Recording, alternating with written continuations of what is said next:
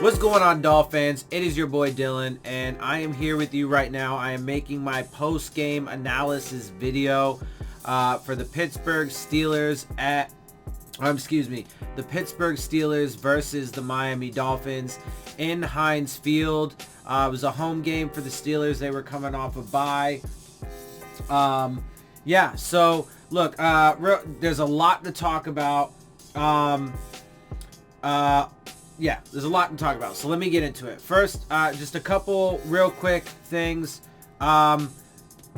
This live stream today, during this live stream, it was the best one yet. There were a lot of people in there, Steelers fans from other teams. We were having a lot of good conversation and so on and so forth. It was wonderful. Also, got a bunch of new subscribers, a nice little surge. We now have broke the 200 subscriber mark. And so I thank you to all of my previous subscribers, all of the new subscribers. I really appreciate it. And, let's keep building this thing, and let's push, man. Let's try and get to that 1,000 subscriber mark, before the end of the season. And, cause once the bigger this channel gets, and especially once we get to that mark, I can start doing bigger and better things, and we grow this together. So there's that. Also, I wanted to note that I watched Dougley Durong's post-game video, and the only thing I'm going to say about it is he really just sees a totally different game. Like, we just have two way different realities on what we're observing. So there's that. So real quick, let me just go ahead one more time. Let me give you an update on the injury report. Cornerback Xavier Howard was listed as questionable for the Monday night game against the Pittsburgh Steelers when the Dolphins released their final injury report of the week Saturday. Howard, who has missed the past two games because of a knee injury, was limited in practice all week. The Dolphins ruled out two players Saturday, safety Rashad Jones and center Daniel Kilgore. Jones with a chest injury, Kilgore with a knee, also were ruled out the final injury report before the Buffalo game last week. Along with Howard, cornerback Chris Lemons, ankle-toe, defensive end Avery Moss with an ankle, and cornerback Nick Needham with a foot were listed as questionable. Needham was a full participant in practice Saturday, while Moss and Lemons were limited. Moss missed the game against Buffalo after being injured in the October 13th game against the Washington Redskins. Pittsburgh had only 3 players with game status designations on its final injury report, and all 3 were listed as questionable. Those players were linebacker Mark Barron with a hamstring, linebacker Ulysses Gilbert III with a back, and running back Jalen Samuels with a knee. Gilbert, who was added to the injury report Saturday, was the only Steelers player who was limited in the final practice of the week. Everybody on the roster was a full participant, including quarterback Mason Rudolph, who missed Pittsburgh's last game against the Los Angeles Chargers on October 13th because of a concussion. Let's also note that Ken Webster got hurt in this game, and he left the Dolphins locker room in a walking boot. Xavier Howard did get, I don't know, if he just re-aggravated or what's going on with that, but he did come out of the game somewhere in the third quarter, I think it was, and there are reports that he's going to have an MRI tomorrow to just assess. He doesn't feel like it's very bad. He doesn't feel like it's a major thing, but they're going to check on it just to be safe. So that is a concern one way or the other coming out of this game.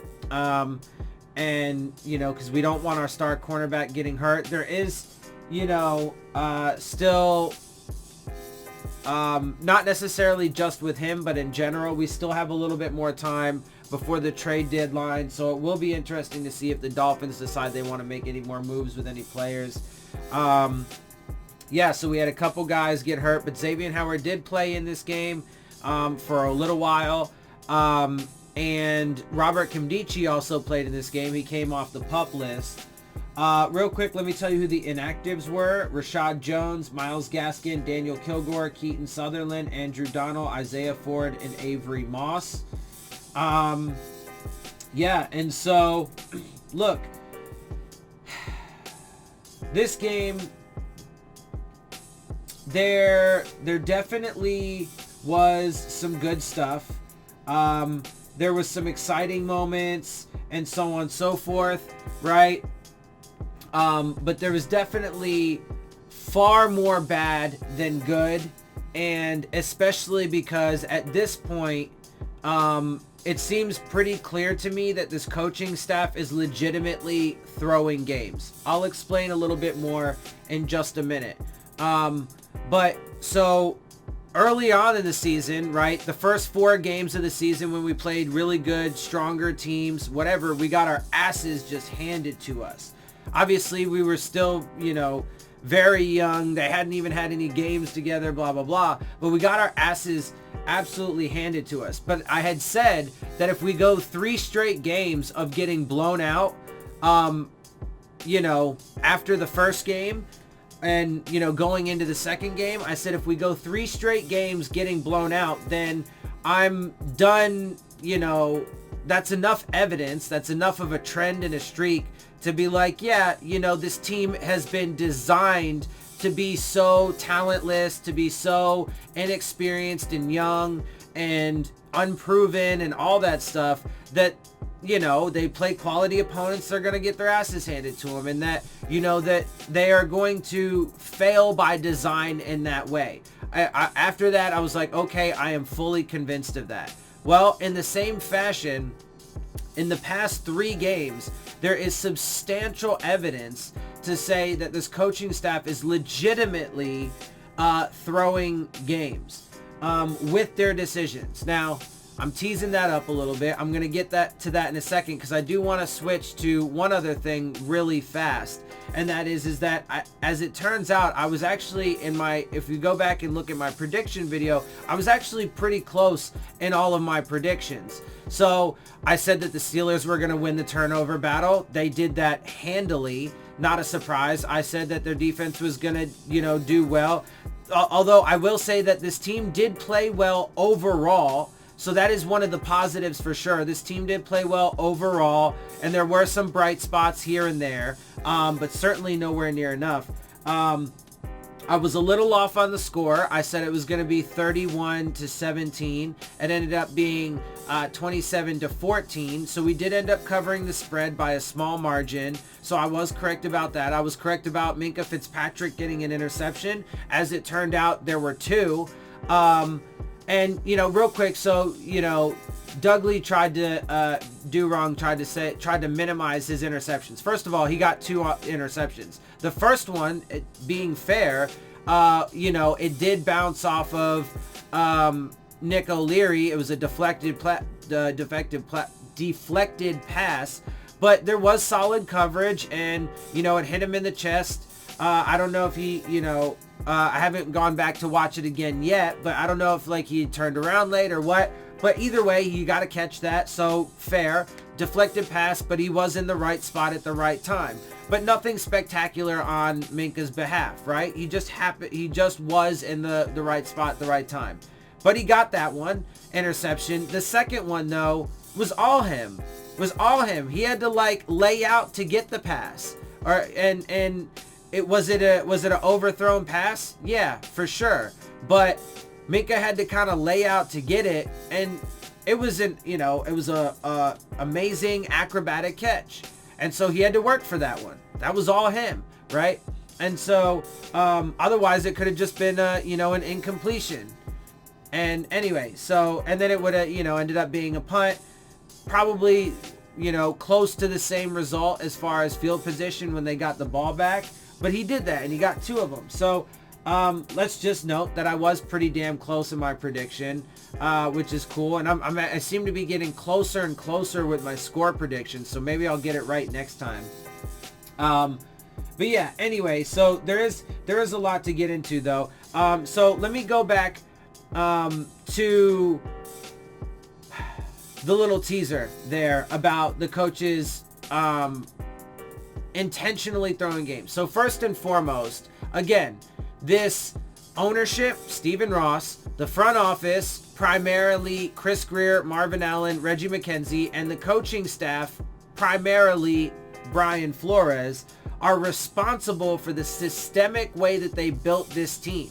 So they intentionally built this team young and experienced with, you know, as little talent as possible, and as little leadership, blah, blah, blah, as they could. So that way they would just naturally have missed assignments and all this other thing, right? All these other things and penalties and so on and so forth. They built the team so that way they were going to be, you know, confused and get lost in their communication when you know, seeing things that they've never seen before and playing with people that they've never played with before and trying different combinations and some guys playing out of position and all this craziness, right?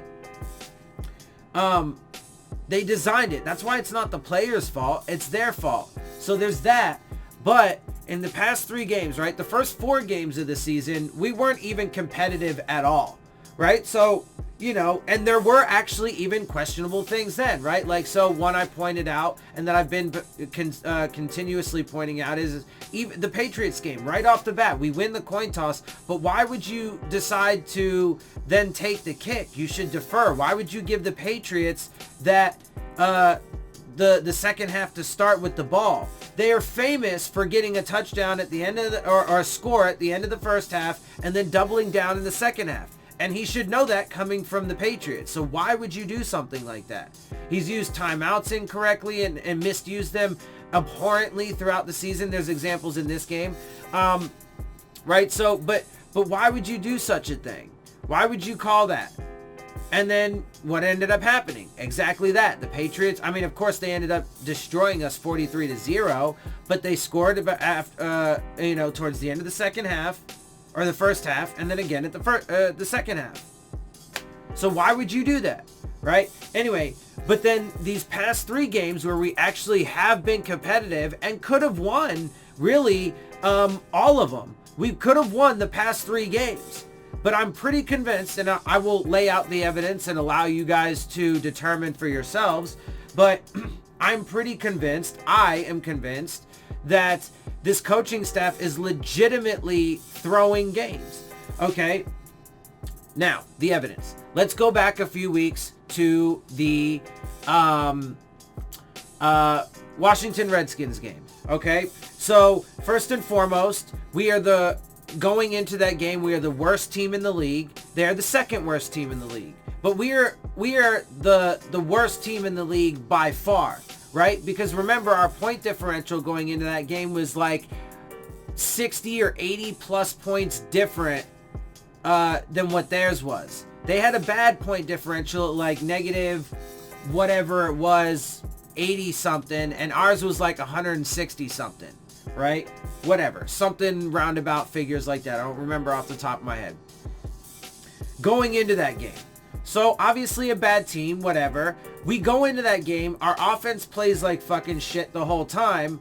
But what happens? The defense played well throughout the entire game. Both defenses played well, right? It was a low scoring, close game, right? So a defense heavy game, right? And then finally, after, you know, a bad performance by Josh Rosen and the rest of the team, frankly, they decide to insert Ryan Fitzpatrick. He does come in. He plays well, although for only about a quarter against a bad team that at that point is tired. Okay. He does play well, though. He does lead them to 2 touchdown drives in the last quarter when they're gassed out their defense, right? And then here comes the 2-point conversion. Now, I've heard this argument that odds would have gone down if they took it to overtime. But that doesn't make any sense at all if you just look at how the game played out and exactly the way that I explained, because that's how it did play out, right? So think about that. It was 17-16. The chip shot field goal is like a 95% chance you're going to get it. Even if you want to be like, even if you want to give it the riskiest odds you can, let's say 85% chance, okay? 85% chance you're going to make it. That's a pretty substantial percentage that you're going to get that tie the game. That would then, because there was 6 seconds left in the game. We were on like the 1 yard line, 6 seconds left, whatever. We were that close, right? Chip shot field goal, tied the fucking game. Well, because we scored the touchdown. So whatever, wherever they place it for the extra point, if, you know, that's what we would have done. But we were on the 1 yard line or whatever because we went for the 2 points. Anyway, so take that, push it to overtime, and if overtime goes like the rest of the game does, then there's 2 ways that plays out, right? You flip a coin, either you win the toss or you don't. Or really, it doesn't even matter because one side will win and pick. Either you get the ball or you don't. If we got the ball, Ryan Fitzpatrick just put up 2 touchdowns against their tired and not, you know, they're an okay defense, especially their front 7, but they were a bad team overall and super tired at that point. Ryan Fitzpatrick just put up 2 touchdowns. So if you get the thing, if you get the ball first and go score a touchdown, that's game over. You win. Okay, right? But then let's say you don't get the ball, they get it first. Okay. Your defense has been stopping them all day. It was a defense-heavy game. Low scoring, close game at the end of it because of those 2 late touchdowns with Ryan Fitzpatrick, and ended up being close. Defensive heavy game. Your defense stood a good chance of stopping them. And so the defensive-minded head coach, despite seeing that the entire game, says, nah, you know what? I don't trust my defense to do that if that's the case. Apparently, right?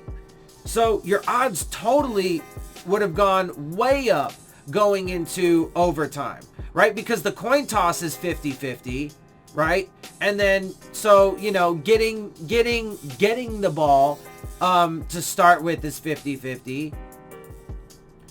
I mean, like, they easily could have... Anyway, so continuing on. So instead, though, he decides to be aggressive. So aggressive is good, but it's at the appropriate times, right? You have to be smart about it. And so it was ridiculous in that situation because a 2-point... I don't know what the average 2-point conversion is. I should look this up.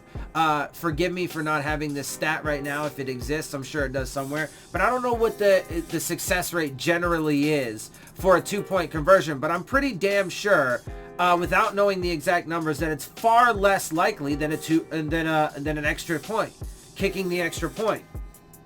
So you're already drastically decreasing your odds there. But then the play call itself was mysterious for a number of reasons. One, because when you look at the actual play design, there was 2 blockers for 4 defenders. When you actually go back and look at it, when the play developed, there was 2 blockers in front of Kenyon Drake and 4 defenders bearing down on him.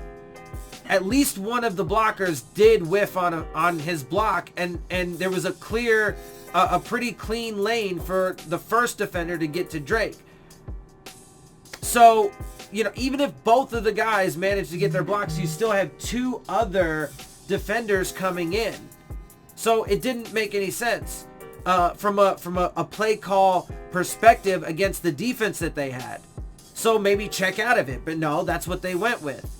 But then you throw into the fact that the guy who's supposed to catch the ball and run it into the end zone to get the 2 points was not the guy that they practiced with. Now, one of their main defenses was that, oh, well, you know, we practiced that play all week and we were really confident about it. Okay, well then why would the one guy, the most important guy in that play is the dude receiving the ball? I don't mind the quarterback so much.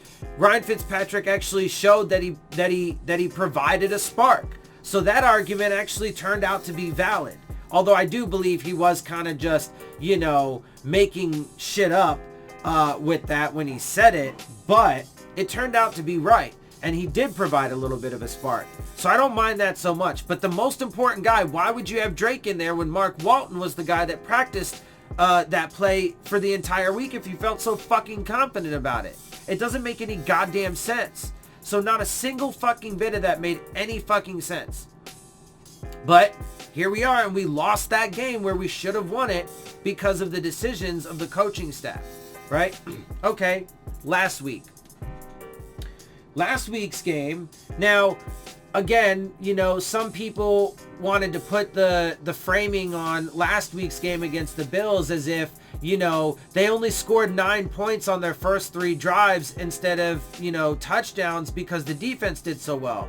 No, that's not the case if you actually watch the game and watch the film, because what ended up happening was their offense moved the ball pretty steadily and pretty easily on us. Each one of those drives got down to the red zone with not too much trouble. And then what happened? They stalled because of penalties and drop passes and self-inflicted wounds. So it easily, very easily could have been 21-0 going into that point, right? But we catch those breaks, right? It ends up being 9-0, whatever. We go on. We get into the second half when we have an opportunity to do some things, and we had drives stall and fall up short because of just strange, weird play calling, like abnormal, like just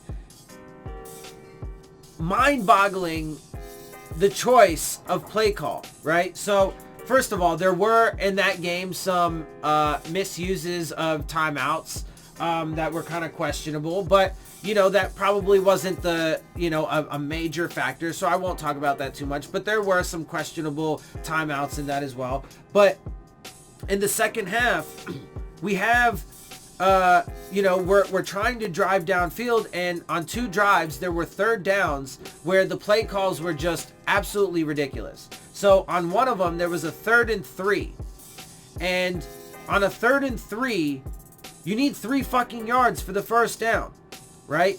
So your offense, you know your offense hasn't been playing all that well. You know that the Bills defense is pretty solid. You know, it's late in the game. Guys are starting to get tired, but you do have a chance. You're close in this, right? So on 3rd and 3, why would you call a play where like every single one of the routes that goes out is intermediate to deep routes?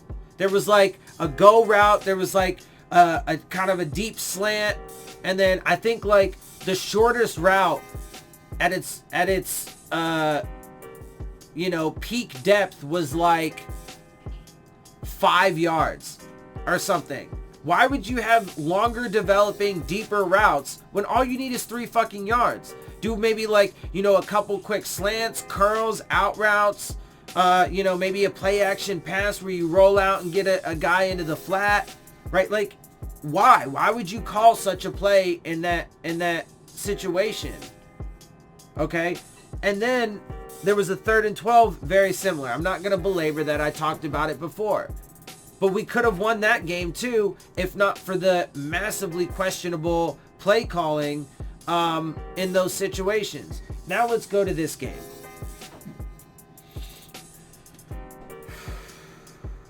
So there's a bunch of really questionable things. First and foremost, before Xavier Howard came out of the game,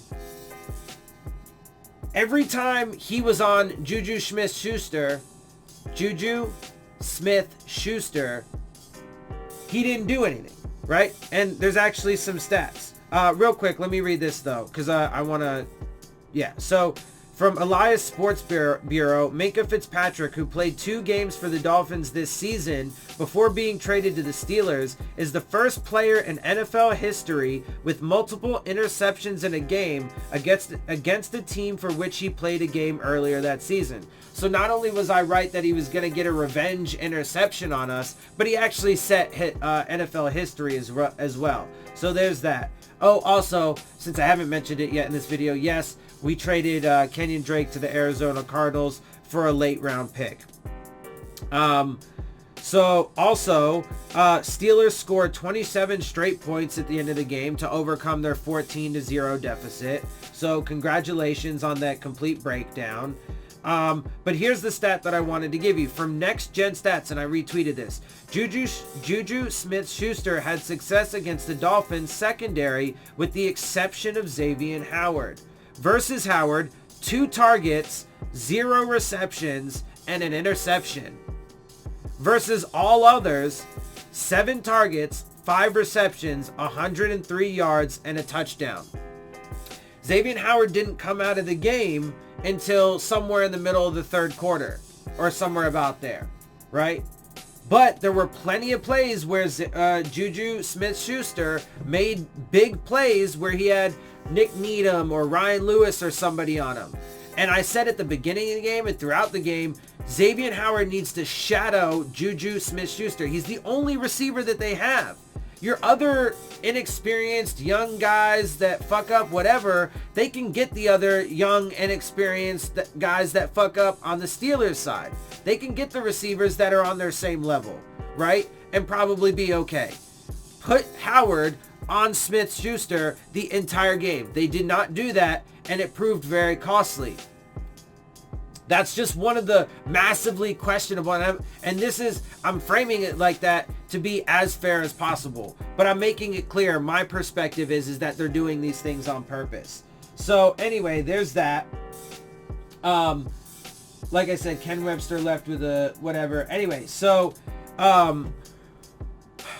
there's that. Then at the end of the first half, so there was more timeouts in this that were massively questionable, but the big one was that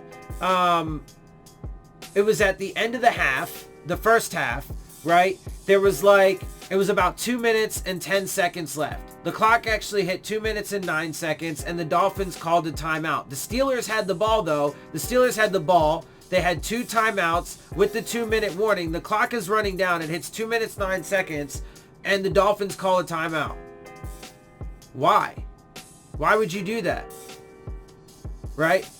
Well, and I said right then and there in my live stream, if you were there with me, you would have seen this, but I said in my live stream, like, why would you call a timeout and give them more opportunities?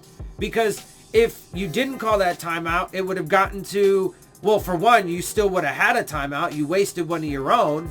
If you somehow thought that you were going to, with 26 seconds left, because there was 26 seconds left on the clock, if you were somehow going to manage to get the ball back, and it was 3rd and 20, right? Managed to get the ball back, and whatever. Actually, I think the 3rd and 20 play came after that. But anyway, point is that there was 2 minutes and 9 seconds left. They call a timeout. Why would you give? Because if you didn't, it would have ran down to the 2-minute warning. You still would have had your timeout. The 2-minute warning would have been gone. So then all they would have had left would have been 2 minutes and 2 timeouts. Instead, they had 2 minutes and 10 seconds because they ended up giving them a second back on the clock. 2 minutes and 10 seconds, 2 timeouts, and the 2-minute warning.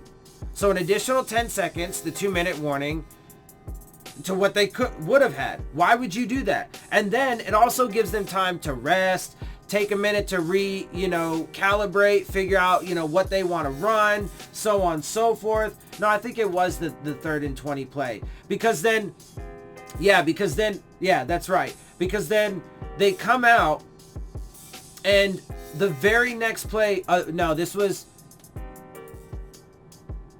the timeout. I'm sorry. It was 2 separate plays. The timeout, I'm conflating them. I apologize. The timeout came right before the 2-minute warning. The 3rd and 20 play was later. But, was it though? Because it was literally right after the timeout.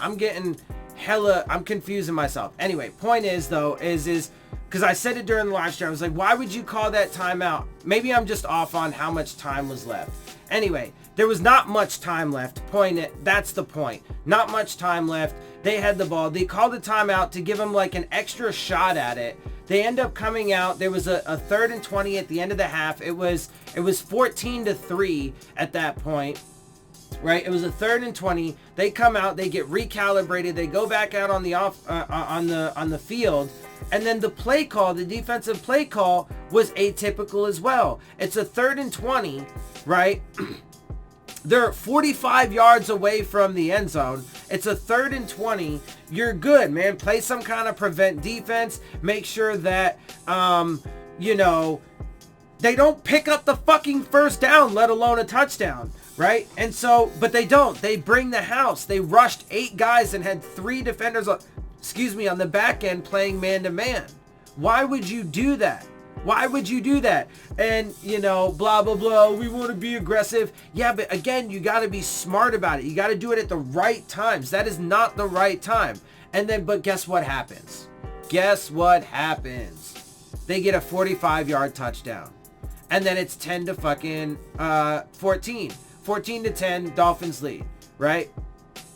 But real quick, couple good things, right? Albert Wilson got a touchdown. That was after Xavier Howard's interception. But to be completely fair on that, that was more the product of Mason Rudolph throwing a bad pass. I mean, if he was, when I saw the replay, it looked like he hadn't even turned his head back around yet because he was looking to the left. The pass was thrown to the right. But if he accurately read the field, he would have seen that Xavier Howard was blanketing the receiver. So credit to Xavier Howard for doing his job, shutting Juju down, right? That was where the one interception came from, when targeting Juju with Xavier on him out of the 2 times, right? But he airmailed it right to him. So good on Xavier, and credit to Xavier for being in the right place and so on and so forth and shutting the receiver down on that play. But that was Mason Rudolph's fault for throwing a bad ball that he shouldn't have thrown to begin with. So it was airmailed, but we get it. We're in good field position. We didn't have very far to go. Couple good plays and some good execution. Albert Wilson ends up in the end zone. Later on, we did get our second touchdown, Allen Hurns touchdown. This one was a longer drive, right? First of all, our first drive was a 3-and-out. Second drive was the Albert Wilson touchdown off the interception. The third drive was an Allen Hurns touchdown. It was like a 60 to 70 something yard drive, whatever it was, capped off with a really strong Allen Hurns touchdown. But it was, this was another game where, you know, at the beginning of the game, for sure, it was as close as it was. And we were winning really 14-0 because of a lot of Steelers mistakes. The bad interception thrown by Mason Rudolph, on that Allen Hurns touchdown. I mean, we likely could have still gotten a touchdown. So it's not like, I'm not saying necessarily that we wouldn't have been up 14-0. Because if he would have gotten tackled, it would have been on like it would have been a first down on like the 3 or 4 yard line. So we would have had a few more plays at it and probably could have got it, punched it in. But 4 guys had a chance to tackle Allen Hurns and nobody got him down. So credit to Allen Hurns for powering through, but also bad on the Steelers defense for not tackling very well, right? So there is that. But anyway, so back to the you know, questionable decisions, right? So using timeouts poorly, you know, what have you. And then the bad play call, you know, in that defense, in that situation, like why would you do that? So they let that up, right? And then again, you know, they ended up scoring 27 unanswered points. There was another timeout in the second half that like just didn't make sense towards the end. It was just, I mean, it was just one thing after another, and at this point, the evidence is just getting, it's getting to be too much.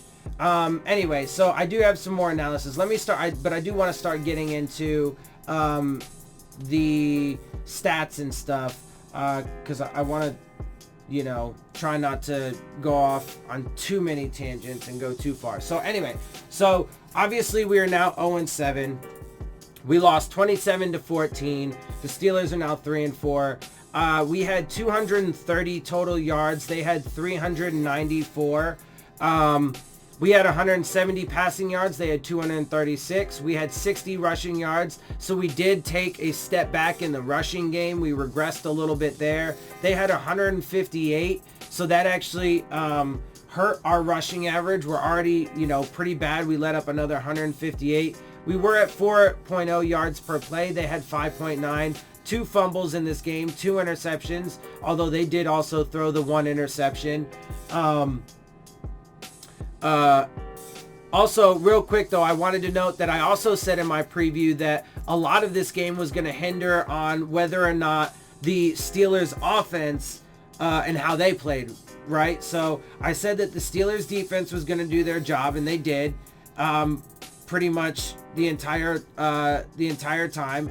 We had the one touchdown that was, a short field, and then the one longer, touchdown drive that capped off with a strong Heinz touchdown, whatever, but that was it, right? And a little bit of that was lucky, right? But we didn't play very well. The rushing game was bad, but a lot of that was because the Steelers didn't play very well. They played pretty bad actually for the first most of the first quarter, and then after that it settled out, and I mean, the end result speaks for itself, right? We were 37% on third downs. They were 46%. We had the ball for 24 minutes and 42 seconds. They had the ball for 35 minutes and 18 seconds. We had 5 penalties. They had 9. Ryan Fitzpatrick was 21 of 34 for 61.8% completion percentage, 190 yards, 2 touchdowns, 2 interceptions, and a 71.9 passer rating. Mason Rudolph was 20 for 36, 55.6% completion percentage, 251 yards, 2 touchdowns, 1 interception, and I couldn't find what his passer rating was, so I'm not really sure what that is off the right now, so I apologize. But he had a decent stat line. I mean, he performed all right after the initial stretch of bad decisions and so on and so forth. Mark Walton led the way for us in rushing, 11 attempts for 35 yards and a 3.2 average. Ryan Fitzpatrick had 5 rushes for 17 yards and a 3.4 average. And then Kalen Ballage had 3 rushes for 8 yards and a 2.7 average. James Conner led the way for them, 23 rushes, 145 yards, 1 score, and a 6.3 average. Benny Snell had 5 rushes, 13 yards, and a 2.6 average. Let's see. And receiving, Devontae Parker led the way for us, 6 of 8 for 59 yards. He didn't score this week, so his streak of a touchdown in consecutive games ends at 3. And, again, I mean, Devontae Parker and Preston Williams, I mean, so far they've just kind of been, number 2, number 3 receiver type numbers. Neither of them have been absolutely spectacular. There is some upside to Preston Williams. I think, Parker's probably, I mean, as much as I hate to say it, and I'm wearing his jersey and everything, I think he needs a change of scenery. Anyway, Preston Williams, though, was 4 of 7, 42 yards. Jakeem Grant, 2 of 3 for 32. Mark Walton, 3 of 6 for 19. Alan Hearns, 1 of 1 for 12 and a score. Kalen Ballage, 1 of 1 for 11. Mike Gesicki, 2 of 3 for 10. And Albert Wilson, 1 of 2 for 5 yards and a score. Juju Smith-Schuster led the way for them, 5 of 9 for 103 yards and a touchdown. Deontay Johnson, 5 of 7, 84 yards and a score. James Washington, 1 of 6, 21 yards. Vance McDonald, 3 of 4, 19. And Nick Vannett, 1 of 2 for 15. Fumbles, Ryan Fitzpatrick had 2. One of them was lost. Mark Walton had 1, and it was lost. Mason Rudolph fumbled, but it was not lost. Defensively, Jerome Baker led the way for us. 8 solo tackles, 1 assisted with 2 tackles for loss. Eric Rowe had 5 solo tackles and a tackle for loss with a pass defense. Ryan Lewis had 5 solo, 1 assisted, a tackle for loss. Vince Beagle had 4 solo, 5 assisted, and a tackle for loss. Raekwon McMillan had 4 solo, 3 assisted. Christian Wilkins had 4 solo, 1 assisted. Sam McGraven had 3 solo, 1 sack, and a tackle for loss. Nick Needham had 3 solo tackles. John Jenkins, 1 solo and a pass defense. Xavier Howard, 1 solo, 1 interception, and 3 passes defense. Taco Charlton, 1 solo, 1 sack, 1 forced fumble, and that's it. Joe Hayden led the way for them, 7 Solo tackles, 1 assisted. Devin Bush had 6 solo, 1 assisted. Cameron Hayward, 3 solo, 3 assisted, a sack and a tackle for loss and a pass defense. Bud Dupree, 3 solo, 2 assisted, 1 sack, 1 tackle for loss. Mark Barron, 3 solo, 2 assisted. Vince Williams, 3 solo, 1 assisted. Terrell Edmonds, 3 solo, 1 assisted. TJ Watt, 3 solo, 2 sacks, 2 forced fumbles, 1 fumble recovery. Minka Fitzpatrick, 1 solo, 1 assisted. 2 interceptions for 6 yards and 2 passes defense. Steven Nelson, 1 solo and 1 pass defense. And Mike Hilton, 1 solo with a forced fumble and a pass defense. And so real quick, another thing that I said that was accurate is that they were going to have, they might overall have less passes defensed. They were going to have overall, better or a slight uptick in overall defensive statistics. And so I think that's probably about accurate. I mean, maybe I'm at kind of like a net neutral there, but they ended up having 3 forced fumbles, 2 recovered fumbles. They had 4 passes defensed, 2 interceptions. They had 4 sacks and 2 tackles for loss. So I think they did pretty good at the end of the day there. In the kicking game, Jason Sanders didn't have any field goals, but was 2 for 2 on his extra points. Chris Boswell was 2 for 3 on field goals, so he did miss one there, and that was another Steelers mistake that helped, keep us in this a little bit with a long of 42, 3 of 3 on those extra points. Punting, Matt Hawk had 2 punts for a 46.5 average with 2 inside the 20 and a long of 58. Jordan Berry had 3 punts, 46.7 average with a long of 49. Jakeem Grant had 4 kickoff returns with a 20.8 average, a long of 24. Ryan Switzer had 1 of 25 yards. Preston Williams had 3 punt returns for an 11.7 average with a long of 19. And Ryan Switzer had 1 punt return for 2 yards. So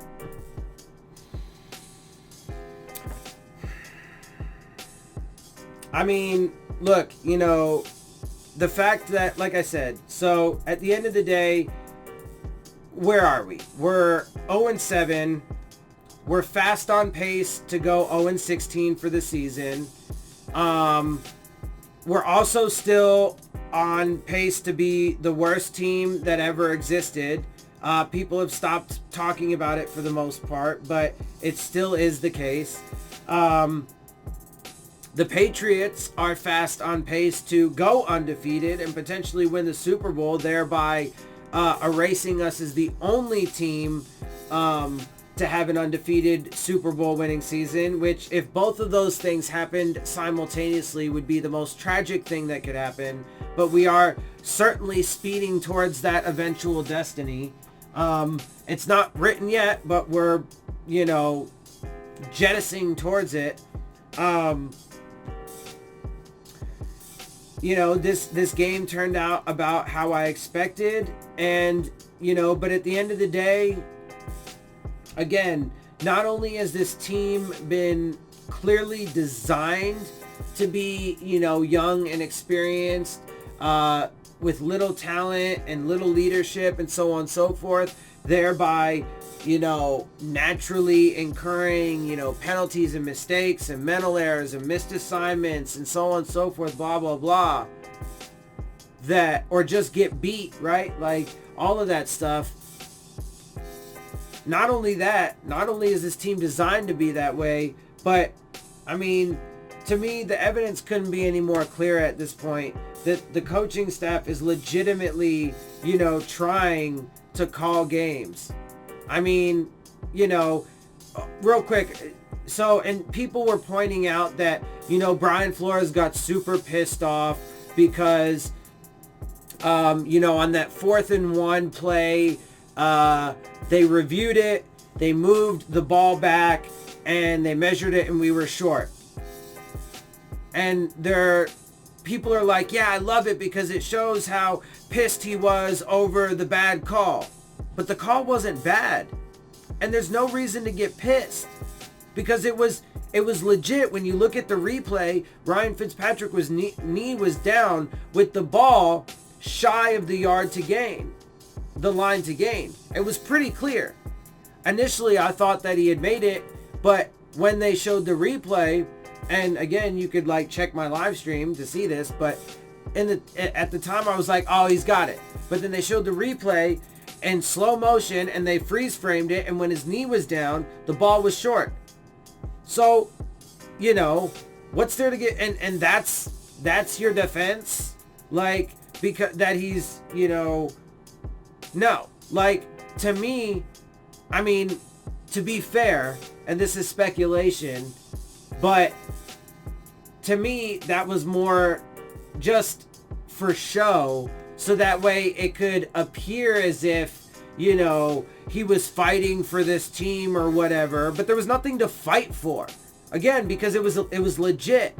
It was legit. It was a bad spot, and we didn't get it. So it's a turnover. Turnover on downs. Okay, you decided to go for it instead of kicking the 3 points because you were in field goal range. But of course, why would you do that? Why would you take the points and go for the onside kick?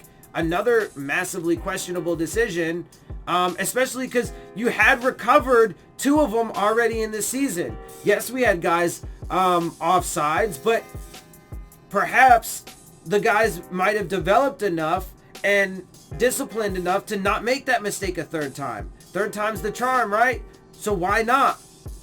But instead you go for it, and then you get all pissed for no reason. But I think it was more just for show. Just so he can be like, oh yeah, you know, I was so pissed because that was a bad call, but it wasn't. But I'm pretty sure inside his head he was like, oh man, thank God. Thank God you guys did that. So that way I don't have to call some other like massively questionable play design or misuse of timeout or whatever it is that's you know, blatant and obvious, that I will make some stupid excuse for later, because, you know, you did your job and you did it correctly, and we just didn't make it. So I'm pretty sure that's what was actually going through his head. I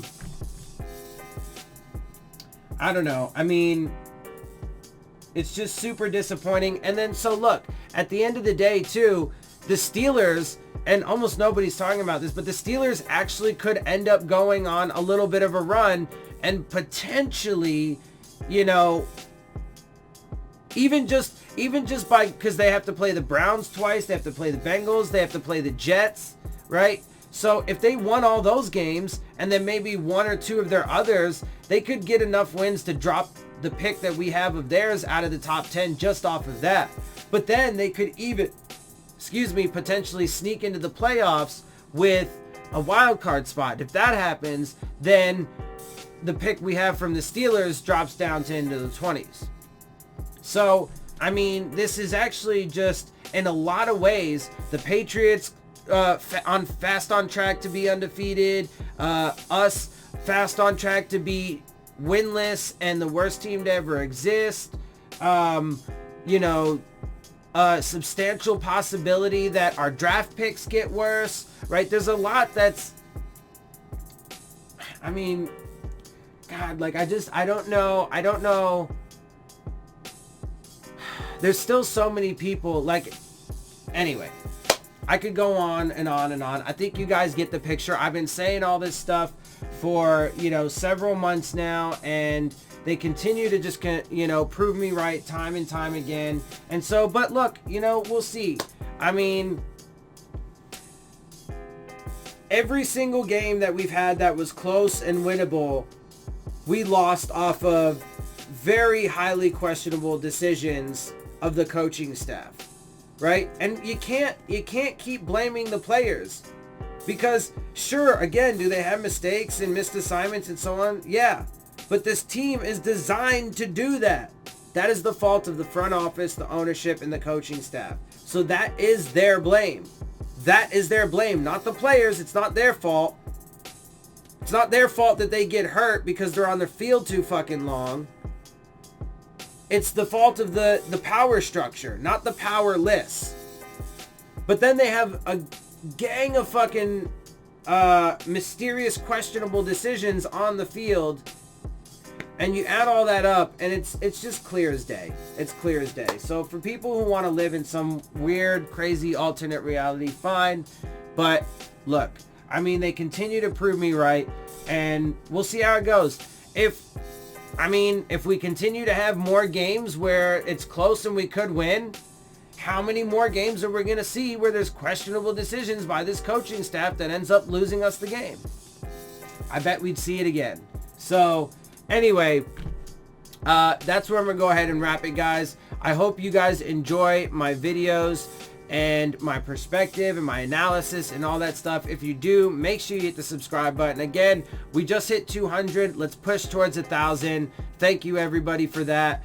Also, make sure you hit the like button. Make sure you hit the bell if you want to get the alerts. Make sure you share my channel and my videos with your friends and your family. Leave your questions, comments, and concerns down in the comment section. And of course, as always, make sure you follow me on Twitter at Dillon Tartaro. And with that, I am out. I'll see y'all soon. Fins up.